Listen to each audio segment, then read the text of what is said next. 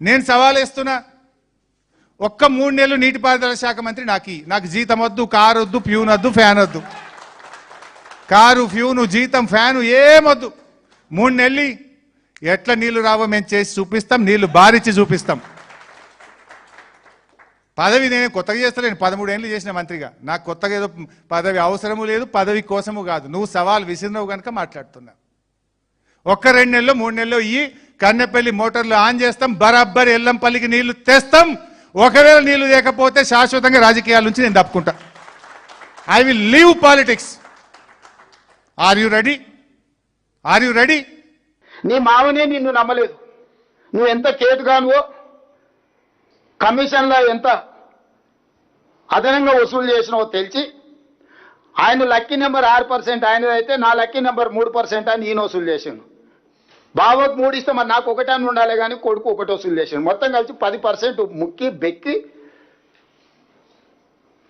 బొక్కిన సంగతి నీ మామకి తెలిసే కదా నిన్ను దూరంగా పెట్టింది. సంవత్సరం నీకు మంత్రి ఇయ్యలేదు, ఆ తర్వాత ఇంకేదో ఇచ్చిండు. ఇప్పుడు వచ్చేసి మమ్మల్ని అడుగుతుండు నాకు ఇచ్చేసే శాఖ అని. ఎందుకంటే పాత కమిషన్లు కొన్ని రావాల్సినవి ఉన్నాయి, కాంట్రాక్టర్లు ఇవ్వలేదు. ఈ 3 నెలలు ఇస్తే అవన్నీ రాబట్టుకోవచ్చు, వాళ్ళని బ్లాక్మెయిల్ చేయొచ్చు.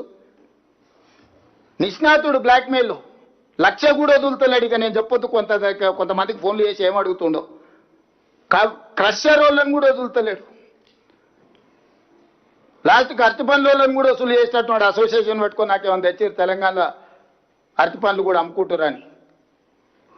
ఆంధ్ర విద్యా సంస్థల్ని బ్లాక్మెయిల్ చేసి పాలు కొనిపిస్తున్నాడు.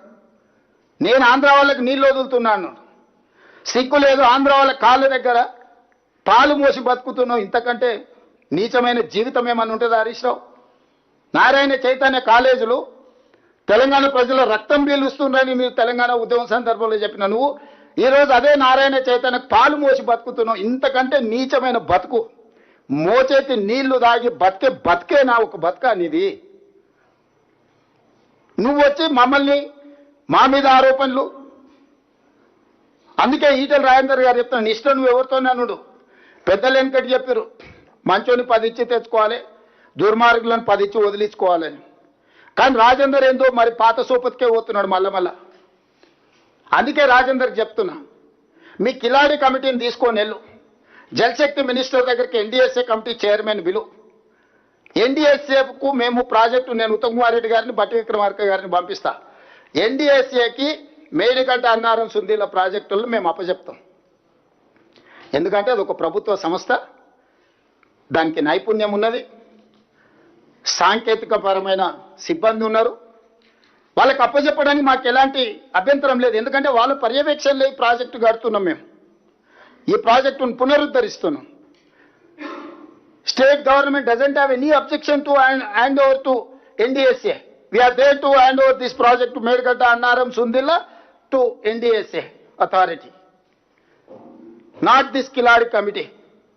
అందుకే రాజేందర్ ఇమ్మీడియట్గా కేంద్ర ప్రభుత్వం దగ్గరికి వెళ్ళి తక్షణమే ఎన్డీఎస్ఏ కమిటీ చైర్మన్ను ఈ ప్రాజెక్టులను తాత్కాలికంగా వాళ్ళ ఆధీనంలోకి తీసుకొని ఇప్పుడున్న నీళ్లను ఎత్తిపోసి రైతులను ఆదుకోండి, ప్రజల పట్ల నీకున్న చిత్తశుద్ధిని మీరు నిరూపించుకోండి. మాకు ఎలాంటి అభ్యంతరం లేదు. మేంగా గేట్లు మూసి నీళ్ళు ఎత్తిపోసే పరిస్థితి లేదు. గేట్లు మూయకుండా నీళ్ళు ఎత్తడానికి కుదరదు. మేము గేట్లు మూసి నీళ్ళు ఎత్తితే ఈ గేట్లు కొట్టుకపోతే, ఈ ప్రాజెక్టు కొట్టుకపోతే కింద భద్రాచలం నుంచి ఊర్లే కొట్టుకపోతే ఎన్డీఎస్ఏ నివేదిక ఇచ్చింది. ఇది చట్టబద్ధం. ఎన్డీఎస్ఏ ఇచ్చిన ఆదేశాలను పాటించకపోతే they are liable for punishment with criminal prosecution. నేను అదే చెప్తున్నా, ఆయన తెలివితేటలు, ఆయన అట్లా చదివి 80,000 పుస్తకాలు చదివి సాగు తెలివితేటలు ప్రదర్శించడానికే అవి కూలిపోయినాయి. ఈరోజు కాళేశ్వరం కూలేశ్వరం ఎందుకైంది? 1,00,000 కోట్లు ఎందుకు గోదావరిలో కొట్టుకపోయినాయి? ఇవాళ మేడిగడ్డ మొత్తం కొట్టుకపోయింది అనుకో, ఎన్డీఎస్ఏ స్పష్టంగా ఈయన మ్యానిపులేటెడ్ మీద ఉండొచ్చు, పొలిటికల్ మ్యానిపులేటెడ్. నేను యావరేజ్ స్టూడెంట్ని, ఉత్తమన్న కాస్త నాకంటే బెటర్గా ఎన్డీఏలో చదువుకున్న స్టూడెంట్. ఈరోజు ఆర్మీ నుంచి ఇతర ఎక్స్పర్ట్స్ని ఈరోజు ఎంగేజ్ చేసినాం మేము. ఆ ఎక్స్పర్ట్స్ సూచనల మేరకు ఈరోజు మేము పనిచేస్తున్నాం. not only our engineering graduates, we have engaged from army and other experts, different CPWRS నుంచి రకరకాల కేంద్ర ప్రభుత్వం ఆదేశించిన సంస్థల నుంచి నిపుణులను ఈరోజు నియమించుకొని ఆ నిపుణుల పర్యవేక్షణలో ఈ ప్రాజెక్టులను పునరుద్ధరించడానికి ప్రభుత్వం పనిచేస్తుంది. అట్లా కాదు మేము మేధావులం మేము పునరుద్ధరిస్తామని వీళ్ళు బయలుదేరిండ్రు. మీరు ఉద్ధరిస్తేనే కదా 3 ఏళ్లలోనే కాళేశ్వరం కాస్త కూలేశ్వరం అయింది, 1,00,000 కోట్లు గోదావరిలో కొట్టుకుపోయినాయి. అందుకే ఇప్పుడు రాజేందర్ గారిని పెద్దరికం తీసుకోమని చెప్తున్నా. నేను ఈ ప్రెస్ మీట్ ప్రత్యేకంగా పెట్టడానికి ఈటల రాజేందర్ గారికి నేను సవినయంగా విజ్ఞప్తి చేస్తున్నా. తక్షణమే మీ కిలాడి కమిటీని తీసుకొని జలశక్తి మంత్రి దగ్గరకు పోయి NDSA చైర్మన్ పిలిపించి ఉత్తర తెలంగాణకు నీళ్లు అందించాలంటే మేడిగడ్డ, అన్నారం, సుందీలలో నీళ్లు ఎత్తిపోయాలి. తాత్కాలికంగా నీళ్లు ఎత్తిపోయడానికి పర్యవేక్షించడానికి NDSA నిపుణులను తీసుకొని రండి.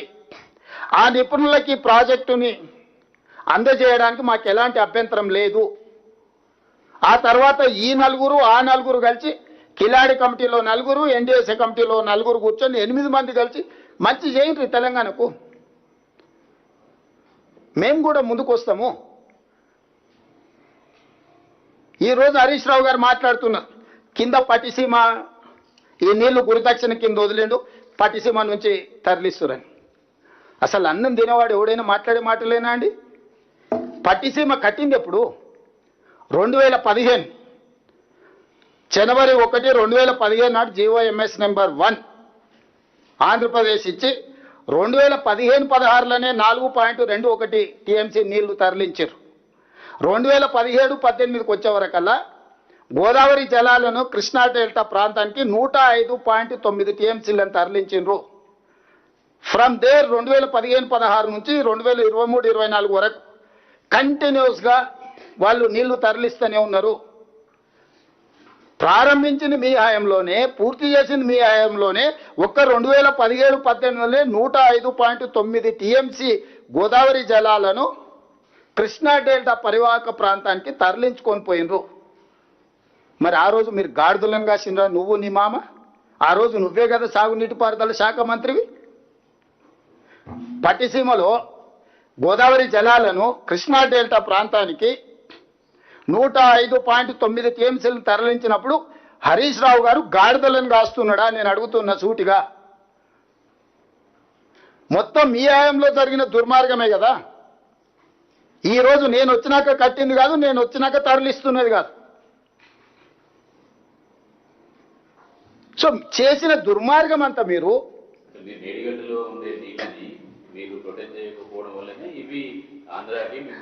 అదే చారి గారు, నేను చెప్పేది అదే. 2017-18లో నువ్వే ఉన్నావు కదా, గాడిదలం కాసినావు. ఆ రోజు 105 TMCలు ఉంది కదా.